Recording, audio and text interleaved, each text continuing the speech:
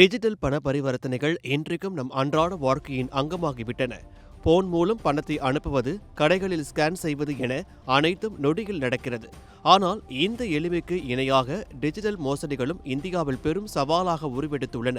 கடந்த 2025ஆம் ஆண்டில் மட்டும் சுமார் 28 லட்சம் மோசடி புகார்கள் பதிவாகியுள்ளன. இதன் ஒட்டுமொத்த மதிப்பு மட்டும் 22,931 கோடி ரூபாய்க்கு மேல் என்பது அதிர்ச்சியூட்டும் தகவலாகும். இந்த சூழலில் பயனர்களின் பணத்தை பாதுகாப்பாக வைத்திருக்க இந்திய ரிசர்வ் வங்கி சில புதிய பாதுகாப்பு நடவடிக்கைகளை முன்மொழிந்துள்ளது.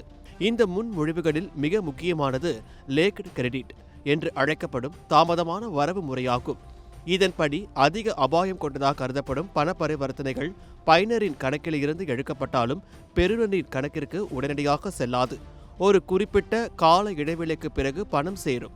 இந்த இடைவெளியில் அந்த பரிவர்த்தனை மோசடியானதா என்பதை ஆய்வு செய்து கண்டறிய முடியும். இது பணத்தை இழப்பதில் இருந்து பயனர்களை காப்பாற்ற உதவும். அடுத்ததாக கில் ஸ்விட்ச் எனும் புதிய வசதியை RBI பரிந்துரைத்துள்ளது. இது பயனர்களுக்கு பெரிய அளவில் கை கொடுக்கும். ஏதேனும் ஒரு பரிவர்த்தனையில் சந்தேகம் ஏற்பட்டால் மொபைல் பேங்கிங் செயலியின் மூலம் இந்த கில் ஸ்விட்ச் பட்டனை அழுத்தி அந்த பண பரிவர்த்தனையை உடனடியாக ரத்து செய்யவோ அல்லது இடைநிறுத்தவோ முடியும். இதன் மூலம் மோசடி நடக்கும் வாய்ப்பை தொடக்கத்திலேயே தடுக்க முடியும்.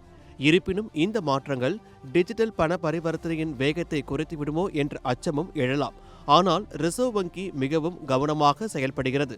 உடனடி பண பரிவர்த்தனை என்ற அடிப்படையில் அம்சம் பாதிக்கப்படாமல், அதே சமயம் அபாயம் உள்ள பரிவர்த்தனைகளுக்கு மட்டும் கூடுதல் பாதுகாப்பு அடுக்குகள் சேர்க்கப்படும் என்று RBI தெளிவுபடுத்தியுள்ளது. இது தொடர்பான உங்கள் கருத்துக்களை மே 8ஆம் தேதிக்குள் பொதுமக்கள் பதிவு செய்யலாம். என்ற புதிய பாதுகாப்பு நடவடிக்கைகள் டிஜிட்டல் உலகத்தை இன்னும் பாதுகாப்பானதாக மாற்றும் என்பதில் ஐயமில்லை. உங்கள் சத்யாவின் தமிழ் புத்தாண்டு சூப்பர் ஆஃபர்.